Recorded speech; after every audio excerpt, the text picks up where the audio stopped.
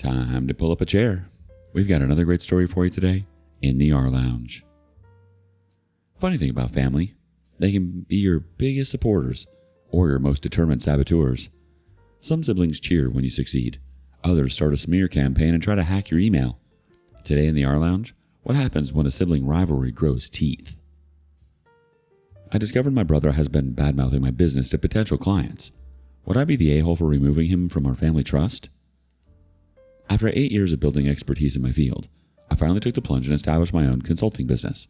This wasn't some spur-of-the-moment decision. I'd been planning this for years, carefully saving $92,000 and securing an additional $65,000 loan from our family trust, which I was diligently repaying with interest according to our agreement.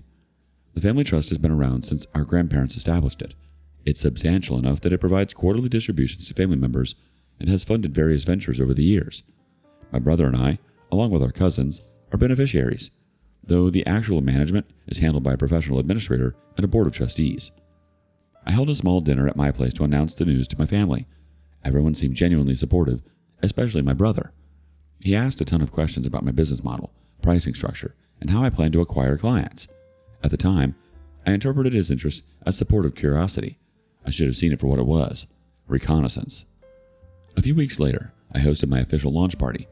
My brother brought several contacts who seemed like perfect potential clients for my services.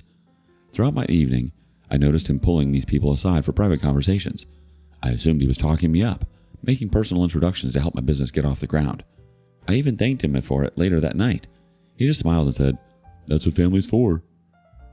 The first month of operations was significantly lower than I had projected in my business plan. Not unusual for a new business, but what struck me as odd is how 4 promising leads suddenly ghosted after initial meetings that had gone exceptionally well. These were people who had expressed genuine interest, asked for proposals, and then vanished completely. No responses to follow-ups, nothing. Things started to look up when I landed my first major client.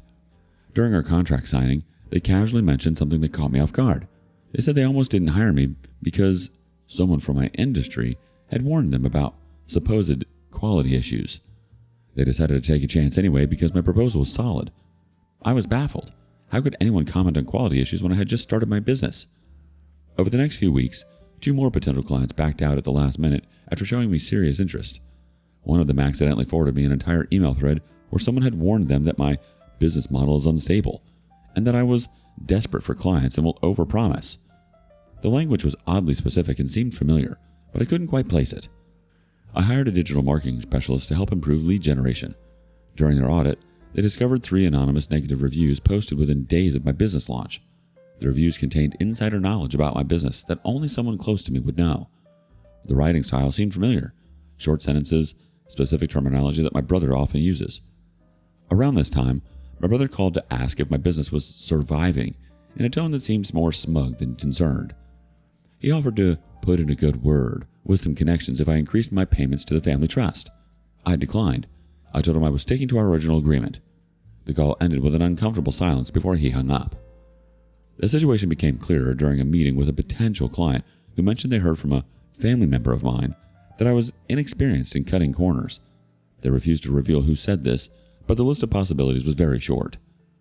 At this point, my suspicions were strong enough that I decided to set a trap. I created a fake inquiry from a burner email to my own business, posing a potential client in need of exactly the services I offer. Within hours, this potential client received a message from an unknown account warning about quality issues with my services and suggested competitors. The messages came from an IP address I traced back to my brother's home network. I checked my brother's social media activity and discovered multiple private messages to people in my network disparaging my business. He claimed I was financially irresponsible and using family money to fund a doomed venture. He even suggested to some that I might not repay the trust loan. I confronted him via text, sending screenshots of what I'd found. His response was immediate denial. He claimed I was paranoid and failing because of my own incompetence. When I sent more evidence, including the IP-traced email, he blocked me. The next day, I scheduled a meeting with our family trust administrator. What I learned stunned me even further. My brother had been suggesting they reconsider my loan during their quarterly meetings, claiming my business was failing and I wouldn't be able to repay. He had even gone so far as to suggest they should protect the family's assets by calling in my loan early. My investigation continued, and I discovered something even more disturbing. My brother had been contacting my existing clients, offering insider information about my business practices. 2 clients confirmed this, but stayed loyal because they were satisfied with my work. One of them forwarded me the messages my brother had sent, which contained outright lies about my business ethics and capabilities. All this painted a clear picture. My brother was actively sabotaging my business. The question was why? We'd always been competitive growing up, but this was beyond sibling rivalry. This was calculated sabotage. I requested a special meeting of the family trust. I prepared a comprehensive presentation of evidence showing my brother's systematic attempts to undermine my business, a business partially funded by the very trust he was the beneficiary of. I included screenshots, forwarded messages from clients, the fake inquiry results, and statements from the clients he had contacted. My brother showed up to the meeting looking relaxed, clearly thinking it was just a regular quarterly review. The shock on his face when he saw my presentation title on the screen was almost worth all the trouble he'd caused. Almost. As I methodically went through the evidence, his expression shifted from shock to anger to a strange kind of desperate amusement. When I finished, he didn't even try to deny it. Instead, he claimed he was protecting the family's financial interests from my risky venture. He argued that my business plan was flawed and that he was simply providing honest feedback to potential clients. The trustees weren't buying it.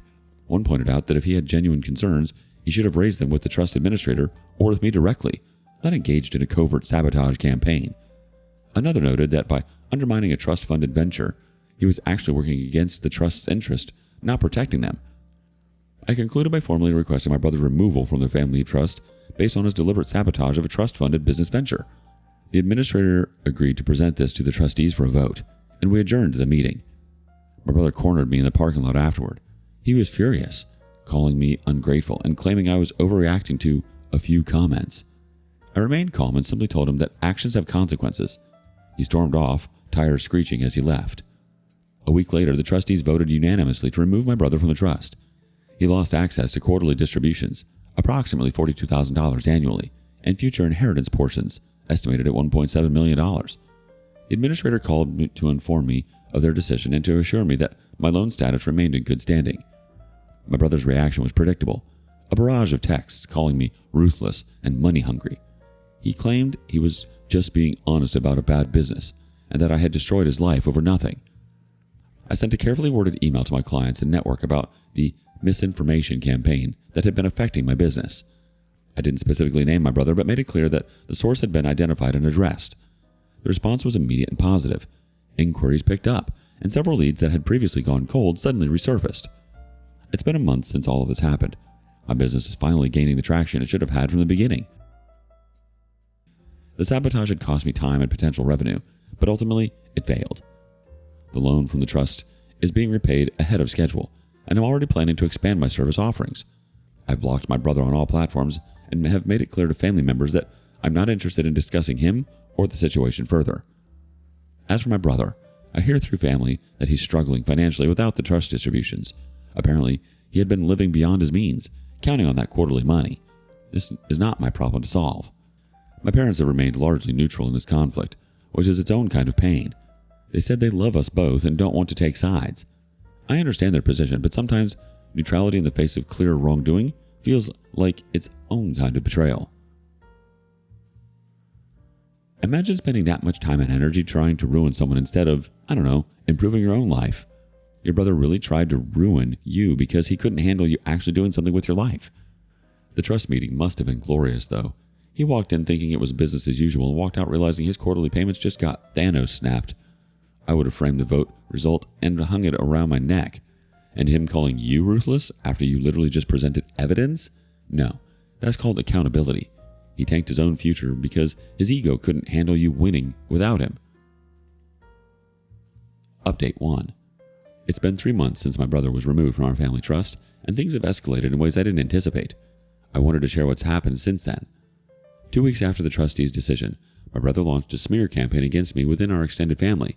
He contacted every relative he could, spinning a story about how I manipulated the trustees and destroyed his financial security out of spite.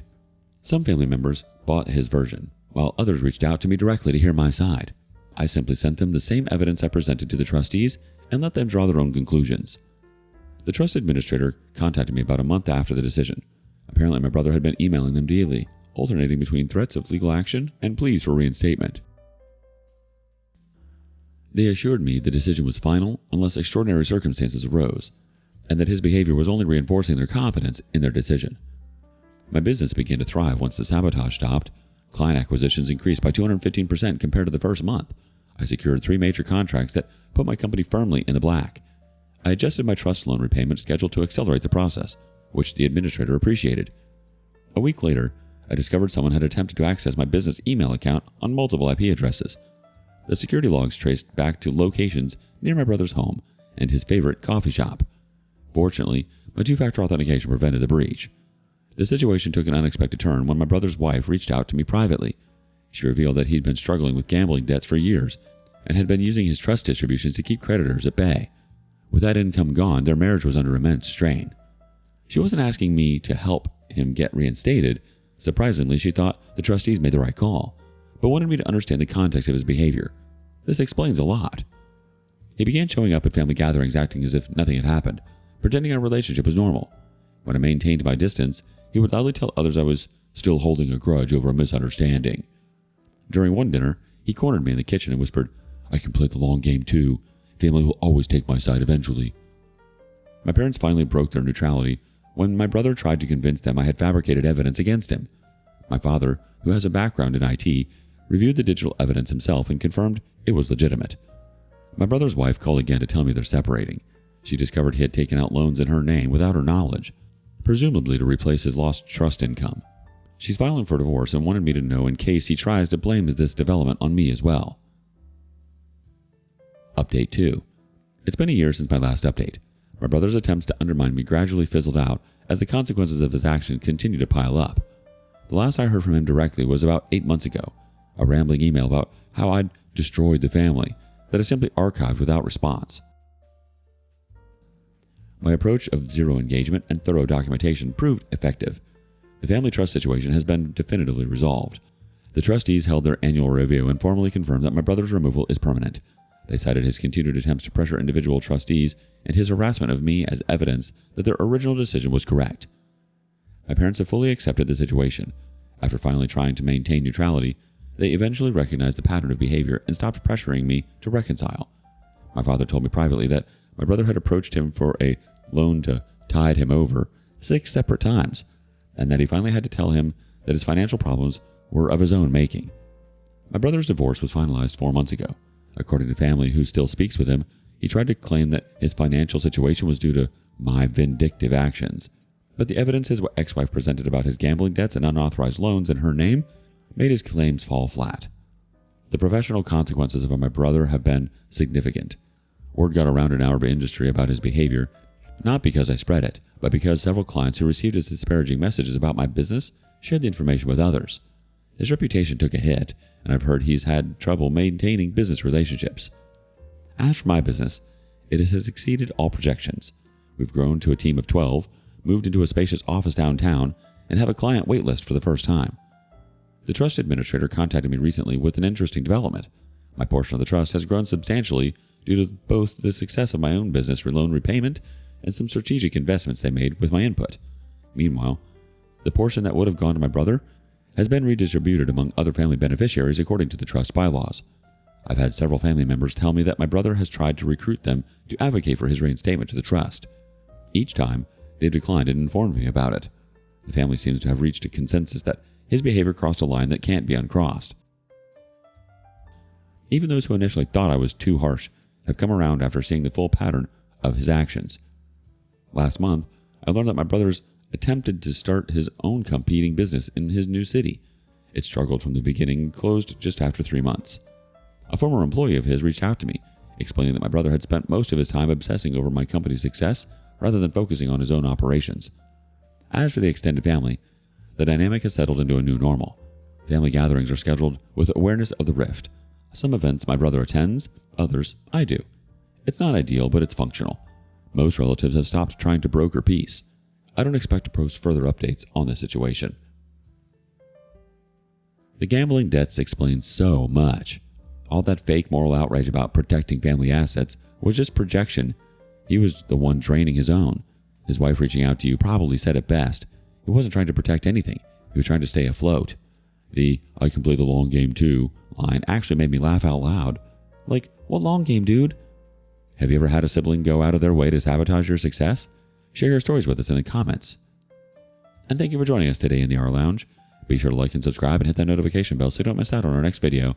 Until next time. And please put your chair back where you found it.